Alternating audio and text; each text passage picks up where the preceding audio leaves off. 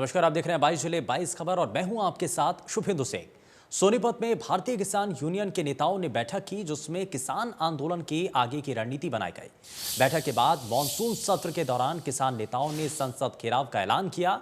साथ ही किसान नेताओं ने पंचायत चुनाव में बीजेपी जेजेपी समर्थक उम्मीदवारों को वोट न देने की घोषणा की है।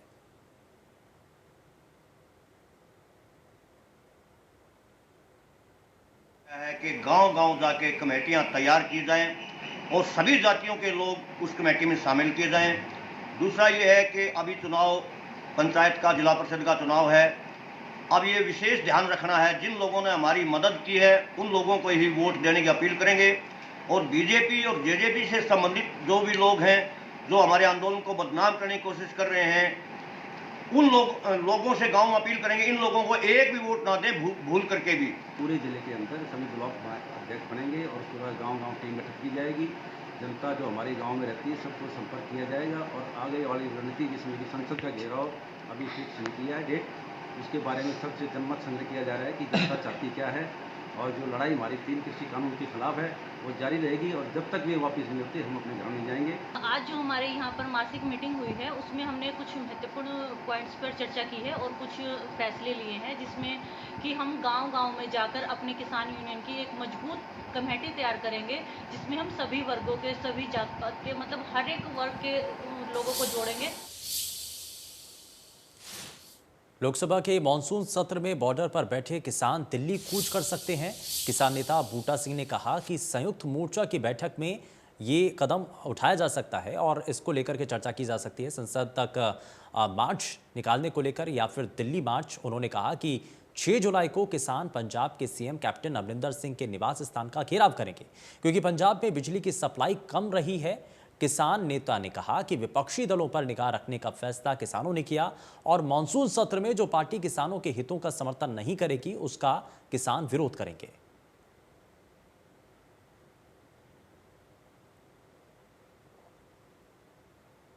कल 32 संगठनों की पंजाब की बैठक हुई, जिसमें फैसला किया कि जो बिजली 8 घंटे पैडी सीजन को देते थे वो कम आती है 5 घंटे, 5.5 घंटे। उसके लिए फैसला किया बत्ती जथेबंदियों ने कि 6 जुलाई को मोती महल का घेराव करेंगे। सारे पंजाब में लोग जाएंगे, 32 के 32 संगठन जाएंगे।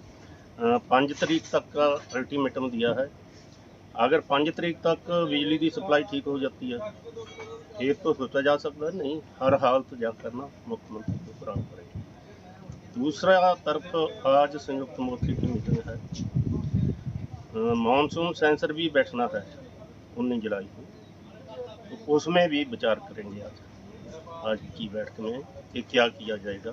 संसद मार्च होगा, संसद मार्च वाला की पैदल मार्च किया जा सकता है, कोई और ढंग निकाला जाता है। कुछ न कुछ प्रदेश में गुरुग्राम वैक्सीनेशन में टॉप पर है। गुरुग्राम में अभी तक 14 लाख से ज्यादा लोगों को वैक्सीन लग चुकी है। वहीं गुरुग्राम विधायक सुधीर सिंगला ने भी अपनी दूसरी डोज लगवाई है। इसके बाद उन्होंने सभी से सावधानी बरतने की अपील की है।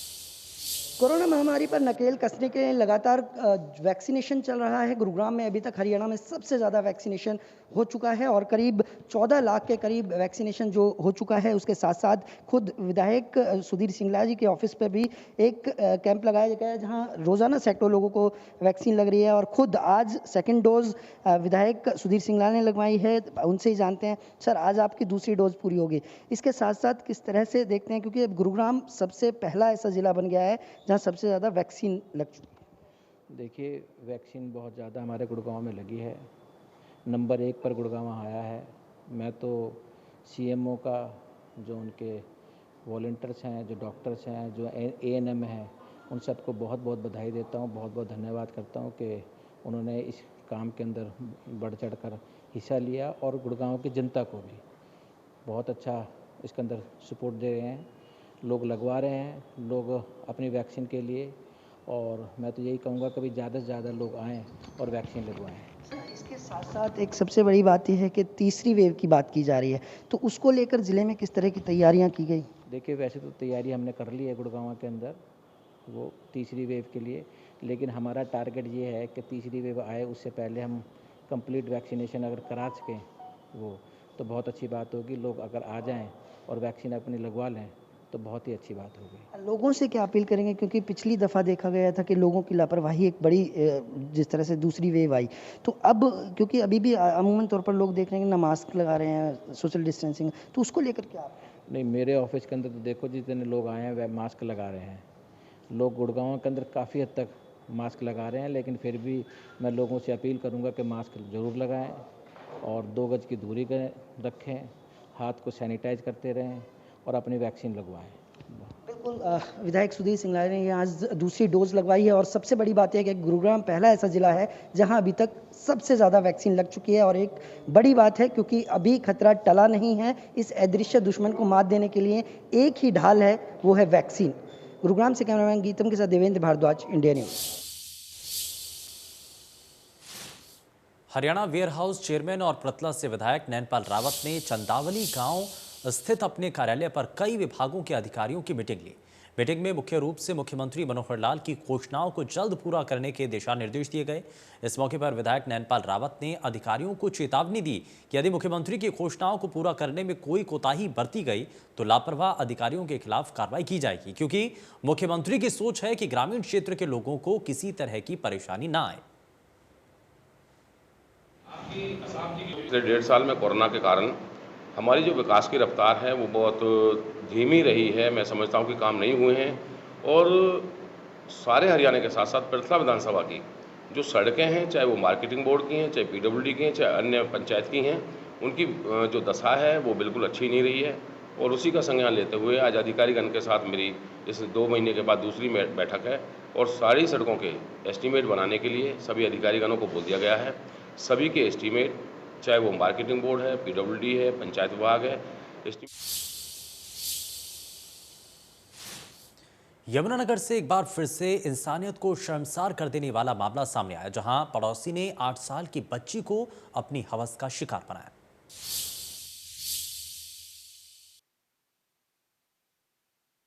यमुनानगर से एक बार फिर इंसानियत को शर्मसार कर देने वाला मामला सामने आया है, जहां 8 वर्षीय बच्ची को पड़ोस में रहने वाले युवक ने उसकी इज्जत तार तार कर दी। शाम के समय बच्ची को सामान लेने दुकान पर गई थी और युवक उसे बहसला फुसला कर कहीं दूर ले गया, जहां उसने उसके साथ मुंह काला किया। जहां बच्ची जब घर आई तो उसकी मां ने देखा कि बच्ची खून से लथपथ है।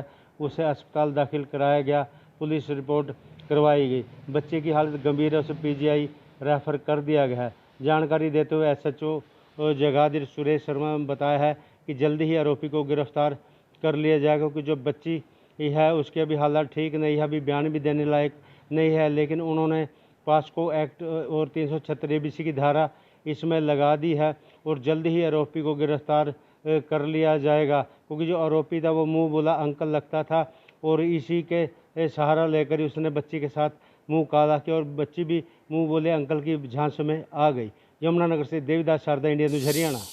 यमुनानगर से भिवानी के कुसुम्बी गांव में बदमाशों ने चाकुओं से कूदकर एक किसान की हत्या कर दी है।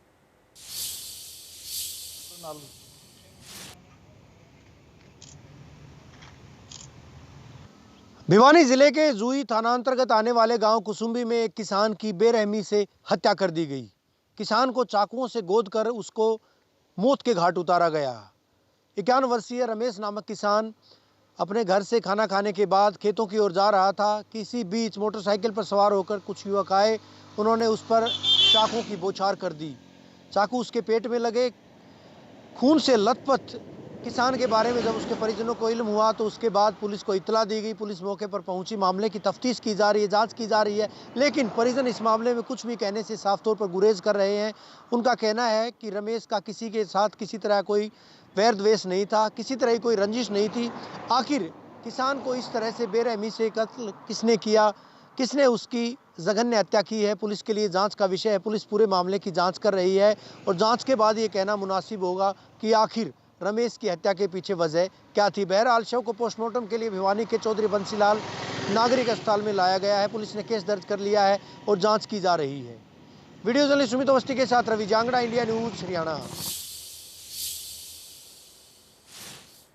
अंबाला शहर नगर निगम वार्ड 18 के पार्षद को सरकारी जमीन पर कब्जे का मामला उठाना महंगा पड़ गया। पार्षद को पिछले 11 दिनों में 2 बार धमकी मिल चुकी है। बावजूद इसके पुलिस कोई एक्शन नहीं ले रही है। अंबाला शहर में नगर निगम वार्ड 18 के पार्षद सरदूल सिंह ने पिछले दिनों सरकारी जमीन पर कब्जे का मामला उठाया था और इस मामले में निगम ने संज्ञान लिया और अवैध कब्जे को हटा भी दिया। लेकिन पार्षद को यह मामला उठाना महंगा पड़ रहा है। पार्षद को इस मामले में पिछले 11 दिन में दूसरी बार धमकी मिली है। मामला एसपी अंबाला तक पहुंचा है। बावजूद इसके अभी तक कोई कार्रवाई नहीं की गई है, जिससे लेकर एक बार फिर से पार्षद पुलिस के पास अर्जी लेकर के पहुंचा और कहा कि यदि कार्रवाई नहीं हुई तो धरने पर बैठेंगे। वहीं संबंधित थाने के बाद पार्षदों ने एसपी हामिद अख्तर से भी मुलाकात की। एसपी ने मामले पर उचित कार्रवाई का भरोसा दिया।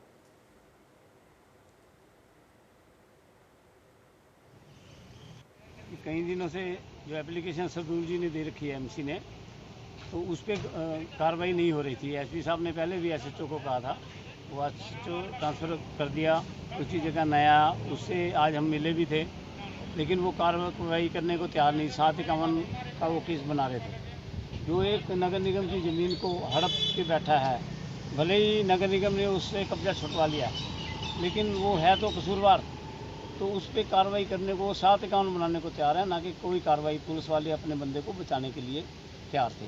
तो उस बात को लेकर के हम एसपी साहब से मिले। एसपी साहब ने सारी बात को बड़े विस्तार पूर्वक सुना और उन्होंने आश्वासन दिया कि मैं अभी नंबर मिलवाया उन्होंने, और एसएचओ को कहा कि ये केस अपने हाथ में लो, आईओ को किसी को देने की जरूरत नहीं, और डीएसपी हेडक्वार्टर से हेल्प लो और इस कार्रवाई को करो। जो कसूरवार है, जिसने कब्जा किया नगर निगम पे, और उस पर कार्रवाई, उचित कार्रवाई होनी चाहिए।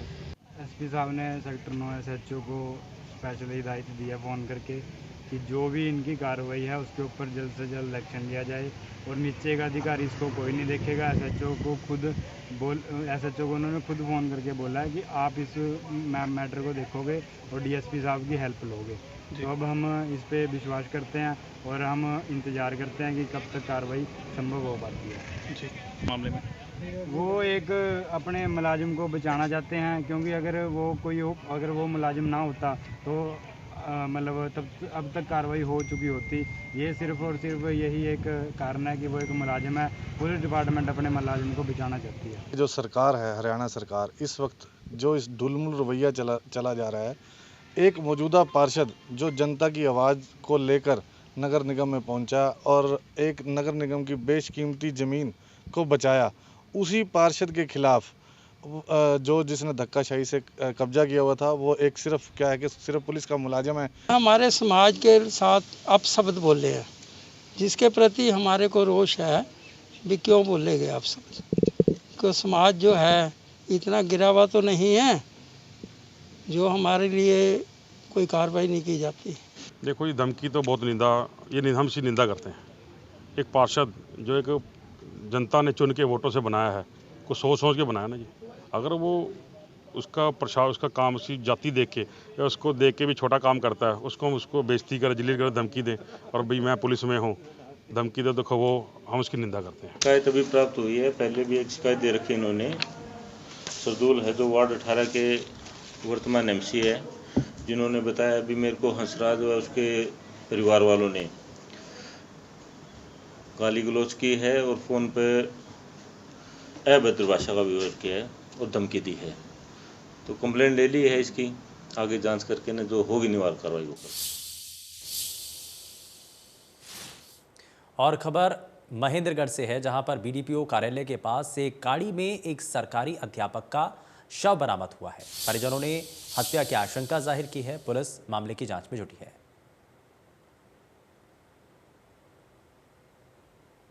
डेड बॉडी जो है मारुति बलेनो गाड़ी है उसमें है। तुरंत हम 2 मिनट में ही वहाँ पे मौके पे पहुँच जाते हैं। मौके पहुँच के देखते हैं तो पिछली सीट पे एक शख्स लेटा हुआ था, जिसके मुंह में से थोड़े झाग से आ रहे थे। तो हमने तुरंत उसको इनके परिजनों को सूचित किया। परिजन 15-20 मिनट में इनके सारे इनके जानकार परिजन आ गए, इनकी घरवाली आ गई और रिश्तेदार वगैरह। तो उनके सामने हमने सारा चेक करा के और बॉडी को यहाँ सिविल हॉस्पिटल पहुँचाया। यहाँ पे करने के बाद एक इनके बड़े भाई हैं, उन्होंने एक दरख्वास्त पेश की, जिसमें इन्होंने कि कोई क्या शंका जताई है। जिसको हम बोर्ड द्वारा पोस्टमार्टम करा के तफ्तीश अमल। बल्लभगढ़ के हरि विहार में दहेज की मांग पूरी होती नजर नहीं आने पर बारात वापस लौट गई, जिसके बाद लड़की वालों के घर में मातम छा गया। दहेज के लोभियों ने कुछ लोगों को लड़की के घर पर रखे दहेज का जायजा लेने भेज दिया, जिन्होंने बताया कि वहां कार नहीं है। ये सुनते ही दूल्हा वापस लौट गया और बार बार फोन करने पर बाराती गुमराह करते रहे। सर, मैंने आज तक इतना अन्याय कहीं दुनिया में नहीं देखा कि जो दरबज्जे पैसे बेटी की शादी वापसी लौट कर चली जाए। खाना पूरा वैसे ही चढ़ जाए। गरीब आदमी है, बस्ती में सब भाइयों ने इसका सहयोग किया है। पुलिस प्रशासन से हाथ जोड़ के और बीजेपी सरकार से मैं यही कहना चाहूँगा सर, आपका यही नारा होता है कि बेटी बचाओ और बेटी पढ़ाओ। सर, अगर ऐसा न्याय होगा तो बताओ गरीब आदमियों का कैसे गुजारा होगा। सर, दहेज के लिए दहेज मांगने लगे, कभी गाड़ी मांगते हैं, कभी कुछ मांगते हैं। पहले उनके और वो अपनी बारात लेके यहाँ से चले गए। बुलेट का नाम सुनते ही हम दूल्हा अपनी गाड़ी को उल्टा लेके भग गया, उसके संग संग बारात भी भग गई है। क्यों भगाया वो दहेज के ऊपर भगाया साहब, स्विफ्ट गाड़ी के लिए, स्विफ्ट गाड़ी दो मेरे लिए। स्विफ्ट गाड़ी मांग रहा था, बुलेट नहीं चाहिए मुझको। वहाँ से एक आध आदमी ने पता करी कि बारात में क्या मिला है, पता लगी बुलेट मिला है दूल्हे की और उसके बारातीन की, उसके परिवार वालों की। सारे इनकी ये डिमांड थी कि हमें स्विफ्ट गाड़ी मिले। उसी देख के सारी बारात वापसी चले गए। पूरे परिवार के लोग, सारे समाज बैठे हैं, बुजुर्ग आदमी रो रहे हैं पूरी रात से। सारा खाना बचा पड़ा है। ऐसा दुर्भाग्य मैंने अपने जीवन में नहीं देखा। खरौना के कलहेड़ी गांव में एक युवक की संदिग्ध परिस्थितियों में मौत का मामला सामने आया है। एक 20 वर्षीय युवक की संदिग्ध परिस्थितियों में मौत हो गई। पुलिस ने युवक का शव फंदे से लटका हुआ बरामद किया है। मृतक गांव बल्हेड़ा का रहने वाला बताया जा रहा है। आपको बता दें कि इस मामले में युवक के परिजनों ने कुछ लोगों पर साजिशन हत्या करने का आरोप लगाया है। पुलिस ने मामला दर्ज कर छानबीन शुरू कर दी है। खरौंडा से Mahendra Singh, India news Haryana. Petrol diesel की बढ़ती कीमतों पर लगाम नहीं लग पा रही है। पेट्रोल डीजल के बाद अब रसोई गैस से जुड़े घरेलू सिलेंडर के दाम भी 7वें आसमान पर है। वहीं घरेलू गैस के बढ़े दाम से गृहिणी परेशान नजर आ रही हैं। आम आदमी पेट्रोल डीजल की कीमतों को लेकर काफ़ी परेशान था और जदोजहद कर रहा था। वहीं अब रसोई गैस की कीमतें बढ़ने से आम गृहिणियों के बजट पर काफ़ी असर पड़ा है। लगातार सिलेंडरों के जो रेट रसोई गैस के जो बढ़ते जा रहे हैं उसको लेकर लोग काफ़ी परेशान हैं। हम लोगों से बातचीत करेंगे सर है और जिस तरह से लगातार जो रेट बढ़ रहे हैं रसोई गैस के, पेट्रोल डीजल के, तो कहाँ तक आप इसको वहन कर पाएंगे? ये बहुत ज़्यादा गलत हो रहा है क्योंकि 25 रुपये आज रेट बढ़ा है। और क्योंकि आप कंपैरिजन कर सकते हैं 2 सालों के रेट का कि आज से 1-1.5 साल पहले क्या रेट थे और आज की डेट में क्या रेट है। ये मोदी सरकार द्वारा ये राहत दी जा रही है हमें। 100 रुपये लीटर पेट्रोल हो गया है और अप्रोक्स 90 के बराबर डीजल पहुंच गया है। और यहाँ पे सिलेंडर है जो लगातार बढ़ता ही जा रहा है जी, रुकने का नाम ही नहीं ले रहा। तो कैसे जो सब्सिडी थी वो खत्म हो गई और अब तो ये 850 रुपये का सिलेंडर है जी। और इसके बाद भी अभी ये पता नहीं कि कहाँ पे जाके रुकेगा। तो कैसे एडजस्ट कर पाएंगे जो ये रेट लगा? पंचकुला में मलेरिया की रोकथाम के लिए अब डॉक्टरों को भी फील्ड में निकलना होगा और इसके लिए काम फील्ड पर करना होगा। कोरोना की दूसरी लहर के बाद स्वास्थ्य विभाग के लिए सबसे बड़ी परेशानी डेंगू और मलेरिया ने खड़ी कर दी है, क्योंकि स्वास्थ्य विभाग को लगता है कि अब मानसून के सीजन में मलेरिया और डेंगू के मामले सामने आ सकते हैं। इसी बात को देखते हुए हरियाणा स्वास्थ्य विभाग की ओर से सभी जिलों में निर्देश दिए गए हैं कि वो अपने अपने एरिया में मलेरिया और डेंगू के सैंपल करें, जिसके चलते पंचकुला के ग्रामीण एरिया में अलग अलग जगहों पर सैंपलिंग की गई है। इसी दौरान सामने आया है कि 14,000 घरों का सर्वे किया गया है। वहीं 3,500 लोगों की सैंपलिंग भी की गई है। फिलहाल इस सैंपलिंग में कोई भी व्यक्ति पॉजिटिव सामने नहीं आया है, लेकिन इसके बावजूद स्वास्थ्य विभाग की ओर से अलग अलग जगहों पर सर्वे किए जा रहे हैं। कैमरामैन कपिल नागपाल के साथ Amit Sharma, India news Haryana. Corona की दूसरी लहर के बाद ऑस्ट्रेलिया की जेल में बंद कुरुक्षेत्र के युवक विशाल की रिहाई को लेकर कुरुक्षेत्र के युवा सड़कों पर उतरे और तिरंगा यात्रा निकाली। प्रदर्शनकारी युवाओं ने कुरुक्षेत्र के बस स्टैंड के सामने सड़क पर जाम लगा दिया। सभी के हाथों में विशाल की तस्वीर और तिरंगा दिखाई दिया। विशाल के साथियों का कहना है कि जब तक विशाल को रिहा नहीं किया जाता तब तक प्रदर्शन जारी रहेगा।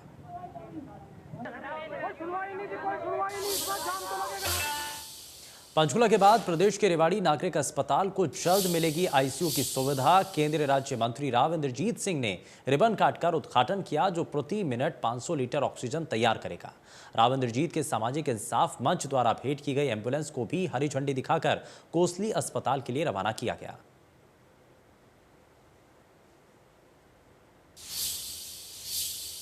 चरखी दादरी में गर्मी में बिजली के लंबे कट ने लोगों की मुश्किलें बढ़ा दी हैं। दक्षिणी हरियाणा के राजस्थान से सटे चरखी दादरी जिले में गर्मी पूरे यौवन पर है और इस वजह से लोगों का जीना मुश्किल हो चला है। रही सही कसर आम आदमी के लिए मुश्किलात बने बिजली कटों ने पूरी कर दी है, क्योंकि जिस तरह से लगातार गर्मी बढ़ रही है, ठीक उसके साथ ही बिजली कटों की तादाद भी लगातार बढ़ती जा रही है। अगर बाज़ारों की बात करें, दुकानदारों की बात करें, तो कोरोना की वजह से पहले ही दुकानदारी एक तरह से ठप थी।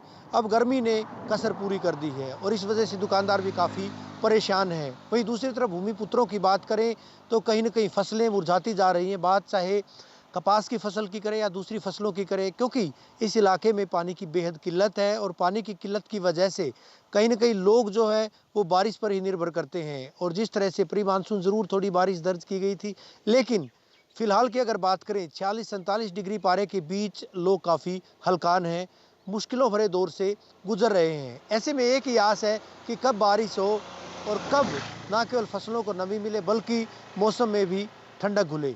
चरखी दादरी से होगी अनिल लहरी व वीडियो जर्नलिस्ट सुमित अवस्थी के साथ रवि जांगड़ा, इंडिया न्यूज़ हरियाणा। नूंह में गर्मी ने लोगों का जीना मुश्किल कर दिया है। महिलाएं मुंह पर का कपड़ा ढक करके निकलने को मजबूर हैं। मौसम विभाग के मुताबिक अगले कुछ दिन बारिश होने की संभावनाएं कम है।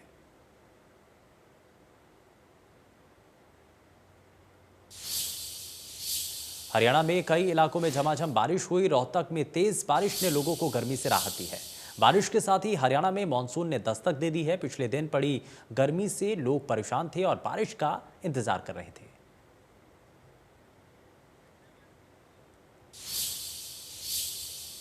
फिलहाल के लिए बस उतना ही। नमस्कार।